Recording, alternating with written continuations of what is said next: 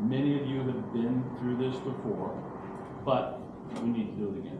So Steve's been really good, and back to Steve's been really good about trying to see how that video technology could play into what we want to do. So, there. And while we're waiting before we start the present that part, we've got some folks here that I missed in the past that are pretty important. And one is Tim Bruce. 55 hours in 2023, as well as they get you outstanding service, community service award for those kind of hours. And just so you know, Tim has a job where he works nights, so you don't it's kind of a vampire. We don't get to see him often at our social gatherings or at our meetings. But I'm glad you can make it here tonight. One of the great things about the way we shifted the calendar, and maybe the only good thing about the way we shifted the calendar, because I struggle too. But Tim's are all events and really more incidents than anything. So Tim will do a 14-hour shift or something for us at a road block. So much appreciated, Tim. Thank you. Thank you, Tim.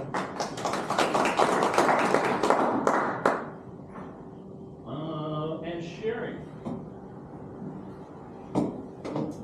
You're new, but you did work one event, at least one event in 2023, and you give them, we don't do challenge points, because where do you keep it going? So we do challenge pins, so that you put them on your lanyard or hat once you get those.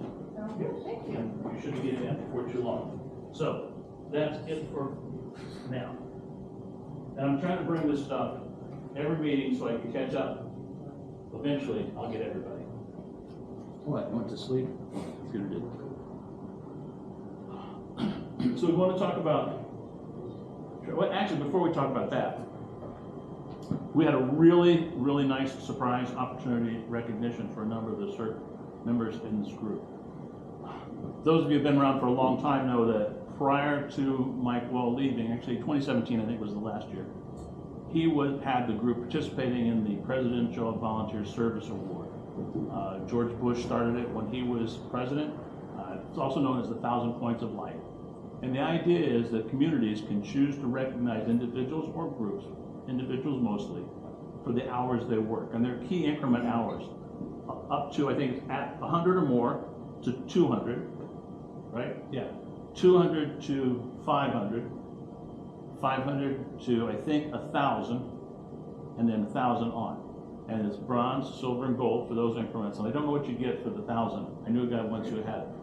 1,000 is gold and then. No, 500 is gold. 1,000 lifetime. Yeah. At any rate, come in and grab a chair. So I had talked to John Combs when we were kind of going through our transition when we were moving from the fire department to the police department, and Mike Wall had left, and we were kind of finding our way. I explained to him about the program and what a great recognition it is, because you get a nice challenge coin.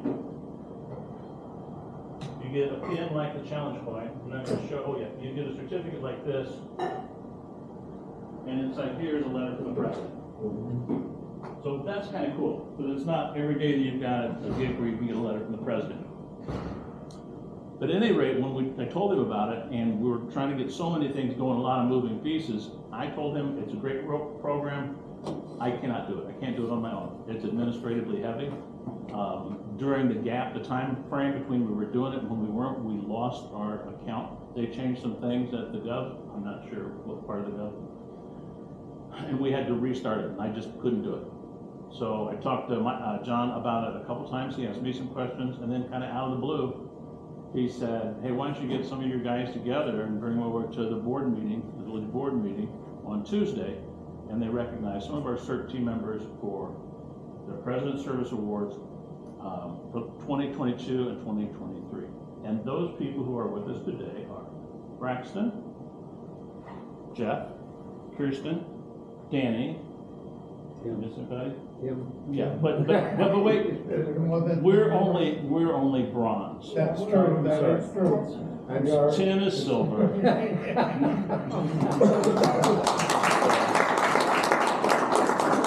So it's really cool, and I think it's a neat recognition, and it's very neat to see it done, presented in that manner. That's better than I think we could do as a group, because when we do ours, it's kind of, you know, we're loving each other, which is nice. But when you do it in a public forum from the village, Tom got one, I'm so sorry. Tom got one, which is, and Kazim did as well, but he's not here. And the fact that you and Kazim got it both as real new in the program is amazing. So we're expecting a lot from you in the next year. Or next years. So anyway, doing that, it's not a huge audience there, but the trustees are there. And they're already big supporters, but now they're more invested. There's some prominent people from the village who are there, some merchants. And it will probably wind up in the Wakanda Wire. Now, the mayor's been good about mentioning us a lot. If you get that, you should get it, if you're here in Wakanda. He's been really good about mentioning us in that program, but I think that they'll be a picture and they'll talk about the volunteer program, the presidential program as well. But tonight we're going to talk about traffic and crowd control. I've got a presentation that follows mostly the CERT program, but I want very much for it to be personalized because there's things that I worry about when we're directing traffic. So I want to got some of that. But for starters, I ran across this. It's a part of a self-assessment for your comfort level dealing with mostly crowd, but some traffic situations. And rather than have it do a self-assessment, I thought it'd be a good kind of icebreaker for us to talk about. So let's look at the first one. And can you read that, everybody? See it pretty good? Kind of not? Yeah? Okay. So in a situation like that, well, first, has anybody experienced anything like that? Many things. I can't read it. Oh, Can we turn the lights down or something? there, you can try over there. I've got them down a bit. Yeah. Greg, you want me to read it out loud? Or you can, if you'd like to, you can do that. Oh, this is that. I was about ready to do that. No, next one over.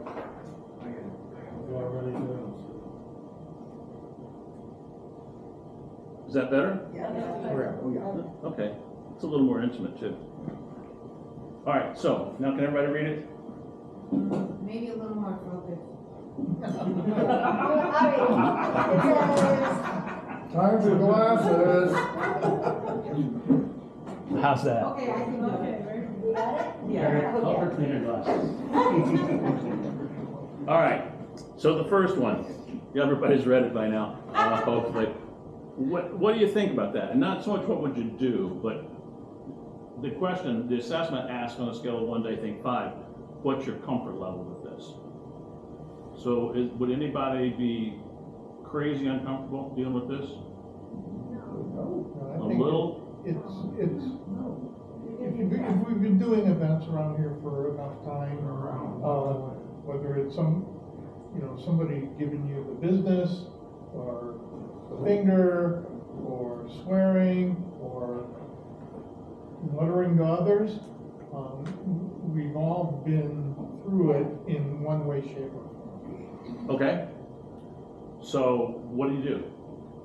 Usually smile. Well, this is you're really kind of overhearing this, right? So Ignore it. yeah, Basically, right. Yeah. Braxton. I was gonna say, the crowd was obviously way up at the head of the line inside somewhere, and not even anything that has to do with us. Sometimes what I do is I come up with an update, you walk down the line and say, they're running behind 10 minutes, it would be about 10 minutes or something like that. I like that. So not a direct response to her, but just kind of maybe even wait for her and then come back and work your way down. And say, just let you know, we've got a big holdup up here. We're getting you through as fast as we can. It's going to be worth the wait, whatever. Good, very good. And it's off us too. Okay. So let's do we're now at the parking lot, or directing parking. And the car speeds past you without stopping, knocking over traffic cones, entering an area that's clearly marked, do not enter. What do you do? Give us license number, call up. What did you say, Danny? Give us license number, call up. Okay. And just basically radio up ahead. Good. Good. I know if John Combs was here, who is the deputy chief, and in one of these sessions a couple years ago, he said that's why we bring the flashlight so we can throw it out. which is a really good time to talk about part of why we're doing this.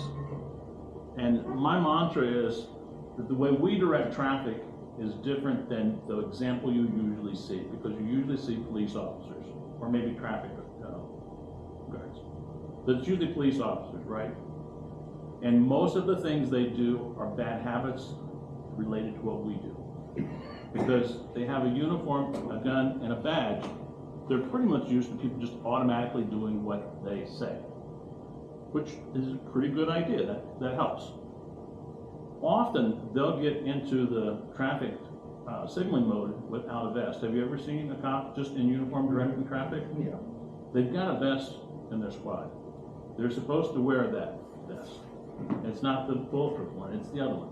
They're supposed to wear it, and they don't like to, but they're supposed to. So we have the vest, so we're smarter than them. But we can't work under the assumption that people won't hit us. We have to work under the assumption that people will hit us, so we stay the hell out of the way. Now again, remember, cops do all kinds of things, and they do have the gun, they do have the badge, they do have the uniform, and we don't. Okay, so this next one. Evacuation due to flood, you're assisting traffic, you've been out there for 3 hours, cold rain, boots are soaked through to your skin. First, how do you feel?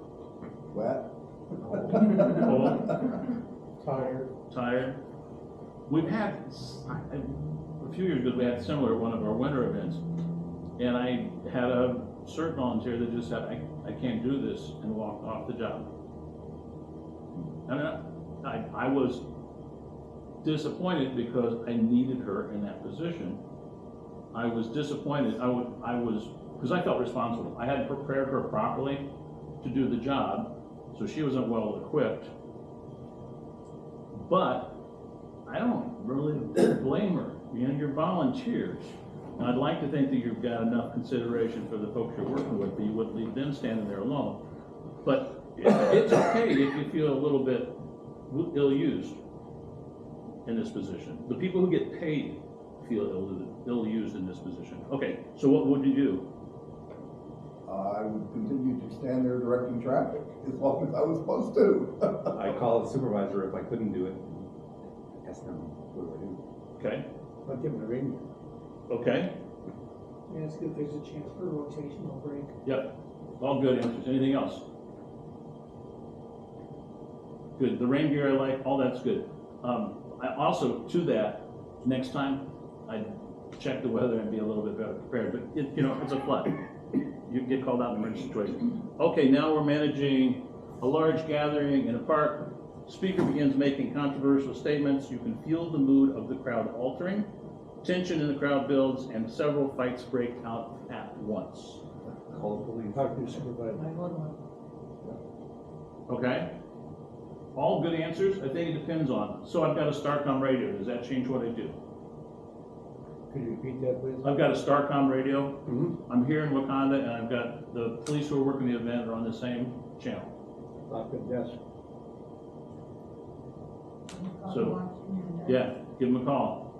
Hit the little red button. No, don't hit the red button.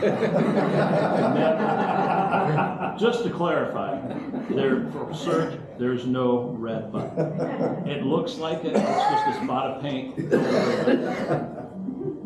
But yeah, using the radio, and what would you say though?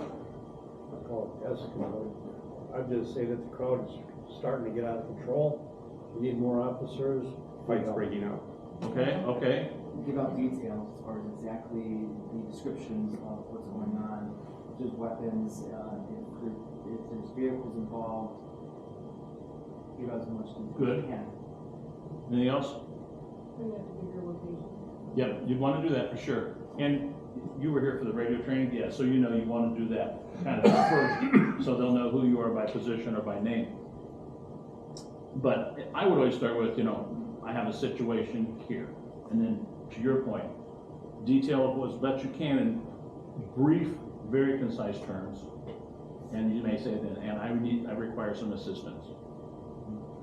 Within our group, depending on how volatile it was, you would go right to your team leader, your strike team leader, and let them know, and then hopefully that call will be made. But if you're pretty sure it's going to go bad fast, don't be afraid to broadcast it. And the beauty of those radios is that you can say, you know, this is Durban for a CERT team leader, I have a situation I need to discuss. Everybody hears it. So chances are I'm going to get a call back from the incident commander for the big event. Okay. Managing a large crowd, local park. Oh, hey, we just did that.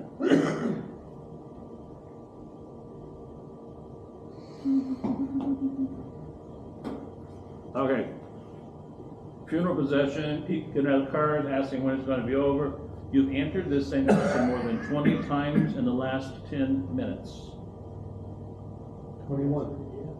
Okay. Answer it again, please return your. Geez, they're walking up from the back, how can they keep coming? Good. Good. So, they don't say where these people are that are asking. Yeah, after 20, there's 30 cars in line, after the 30 cars, it should end. Well, this is, It'll be the cross street. Cross street. yeah, well, it depends. With funeral processions, it's different.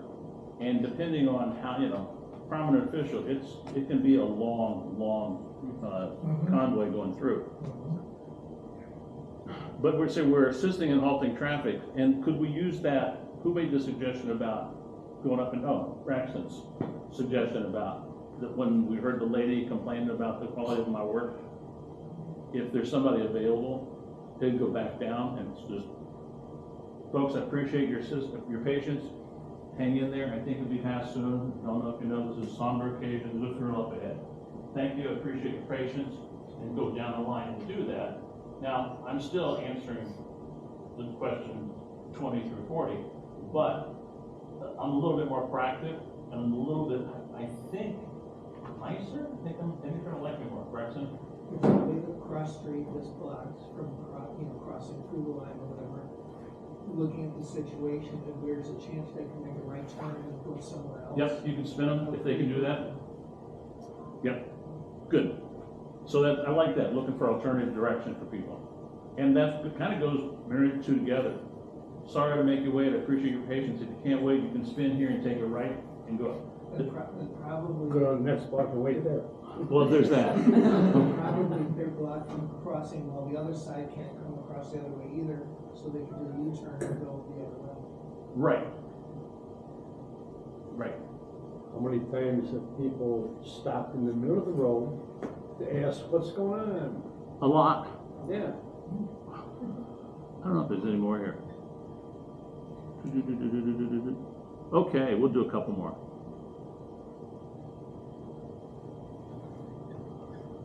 So in this one, let's just pretend this is the fireworks or the Wakanda Fest. And on either of those, we have perimeter fences around the whole area. And occasionally people try to get in or out without paying for Wakanda Fest or just to get where we're not supposed to be. So you got two guys who break out of line, you climb. What do you do here? Tell them to stop. Tell them to stop. Hey, you, stop. I mean, I did that with the kids that tried to cut at the mountain. Yep. Hey, you stand in line with everybody else. Yep. Now with that, I don't know if you need to do that. Yes, telling them to stop. Aggressively stop, you can't go in there. You know, and then that's where you might add the conversation if they stop. If they're still running, what do you do? Report to somebody that you got somebody Call that's ahead. trying to Right. cut the line. Right. Cut the lines, yeah. Good. Anything else? One of the things that I've dealt with that worked pretty well, there's a number of times in retail that we've had people waiting either for a store opening or the hurricane response at a Home Depot store. We have big lines coming in, and people get really excited. And this happened. A guy came up, and there's a line. He said, "Oh, I'm not here for hurricane supplies. I want to look at cabinet mounts." I'm like, "Really?" And he thought he was going to go in because he didn't need the stuff that everybody else needed. And I said, "Well, I shouldn't let you in, but if these people say it's okay, I'll let you in." And what did they say? He left. You'd probably get assistance from the other 6 lines. Well, yeah. In those situations, I'll tell you the other thing that helps a lot is handing out water. You know, people, if it's a bad situation, they're standing and waiting, trying to try to get them shade, get them water.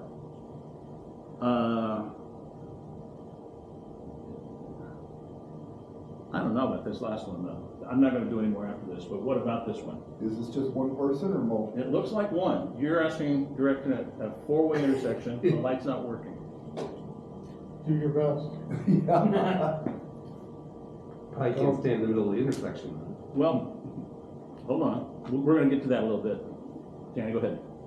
I would let a certain amount of cars go through, stop that, alternate traffic, alternate traffic, alternate traffic. Just keep rotating in that process until you don't have backup. So you're not trying to stop four and let one go, not do like when the light's out. You stop three. Let one Right, go, right. Stop that one, let another go. We've done that. Okay, so like that. If you do that system fairly quickly, 30 to 60 seconds at the most for any one line, everyone will see that there's action Right, that's happening. right. Don't go like 5 minutes with one line. Right, right. They have to believe there's some hope. Good, very good. It'd be a good time to call for help too, depending on how hectic it is, how busy the intersection is, A lot of times help's not available. and Do the best you can. exactly. And you do the best you can after you ask for help. Because if there's no help, your situation doesn't change. If there is help, it could improve drastically. Well, usually you have two people working an intersection. We try our best to do that, right? But it doesn't always work that way. Okay, is that enough of this? Does that kind of get your minds thinking along these lines? That's good. And I said this is kind of the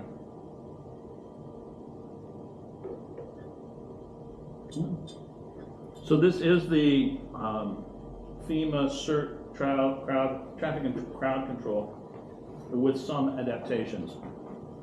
So then part of it's going to be just like all the other CERT presentations, and I hate that stuff. So I'm going to kind of cruise through it. But there's good material. I just kind of hate how they do this. So you understand this, right? You will be needed. This training will help you communicate effectively. We're going to try to help talk about your roles, about the concepts that apply with the structure, but not too much about. We're going to talk about skills for the communication and the directional stuff, all of which you know to some degree, and we just discussed in pretty good detail. So you know this, right? When would we be assisting? We kind of warmed it up, but tow truck. When called out. When called out. Okay, when called out, when would you call out for what? An event? Okay, planned events. Okay, that's a lot. What else? Disaster. Disaster. So what we've done is some of the road closures for power lines, gas lines. Anything else?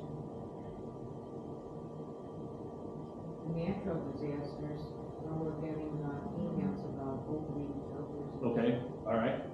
That could certainly come into play with lines down and power signals out. Power, gas, whatever. Right. You were about to say something, weren't you, Steve? Okay. Well, we're talking about global life experience, so you have some. Okay. So yeah, all this stuff, we've done most of these, some way, shape, or form. I think the rush hour traffic is an interesting one because we wouldn't usually get called out to help with rush hour traffic, but we might be doing an event that is greatly impacted by rush hour traffic.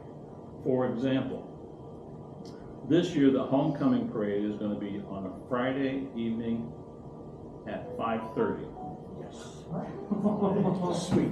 Wait. And they're going to be on Main Street from Lewis back to the high school, which is not a big stretch. But that's also the same time that people come to the Park District for ball games. People come to the Rec Center Park District for their fitness regime, or they're leaving. School will have been out, but you've got people coming and going for other activities that are happening then. Other than that, shouldn't be any problem. At the funeral home. Oh yeah, God, it'd be horrible if there's a funeral. And the dance isn't the same night, is it? No. Oh yeah, the dance is the same night. Thank you. Well, that's the problem, is the little girls and mothers, because they're all worried about getting them into their manicures and haircuts. There, I've been chewed out by more. you know, I Others should, are I should have so far. I should have said this after we were fully staffed for the. But for example, that's taking it from a Saturday morning, fairly early on a Saturday morning, to that Friday evening. And there's complications with Saturday, but it's way different. Is this theoretical or actual? Oh, that's, yeah, it's for real. It is for. Yeah, Okay, the other thing is Friday night at that time, all the bars are open, it's prime drinking time. oh, they've been open since noon, but yeah. That's your prime time? Gotcha. You're right, that'll be another complication. So, okay. Then there's the unplanned, we kind of hit those. We talked a lot about situations we participated in. Anybody have like something a really scary experience that you could help enlighten the group with? Tom? I guess I would have to say that when we were directing traffic for the recycle, Yeah. that was a little hairy because we were standing right out in the middle of the road with trucks going right past us, and that was a little unnerving. Yeah. I would be unnerved by that as well. And we'll get into that too. So, you're absolutely, and that's another thing that's complicated. That's a Saturday morning on Bonner, which is a very, very busy road. Oh, and then it winds up, it can easily back up into Main Street, the light there. So that becomes a bottleneck. Depending on what happens on this end, because there's another light there, neither of those lights are metered expecting the recycling event. Good call. Yes, Danny? Isn't it a law, when you get your, when a trucker gets his license and stuff like that, any flashing lights, he has, even a car on the side of the road. Yeah, that's he's supposed to slow down to like 35. That's Scott's law. Yeah. Yeah. I mean, I know Tim and I have been working spots where you're on like 45 or whatever, and all the truckers slow down. They turn on their hazards. Yeah, well, they should. They should. Yeah. Now, here, on Bonner here, there's really no place. They should slow down for sure, but there's no place for them to. In the last couple of years, between the buses, landscaping, and construction trucks, the last couple of years on Bonner, they were slowing down and turning their hazards on and waving to us because they actually generally make knowledge that we're out there. So yeah, that is the law. I'm not sure how much it applies to us, and I'm not sure that again, here we can't slow them down. We can hope that they get a ticket someplace further up. So, but that is Scott's law, correct? On this, so this is our role: direct traffic, provide assistance and direction, communicate up and down the chain of command. We've talked through all those. Maintain orderly scene.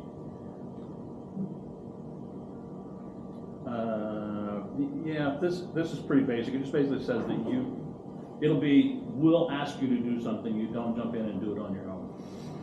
In Illinois, this law covers you. So if you've been asked by a municipality, a police department, or a fire official, probably an EMS or guy running an ambulance would qualify. If they ask you to, you can do it. So when you're wearing the CERT gear, you've been on assignment from us, and we know what you're doing. It's legal. You have authority. Now, you still don't have the badge and the gun and the uniform. I got a flashlight. But you got the vest. I got a flashlight. So it goes to show that they can be held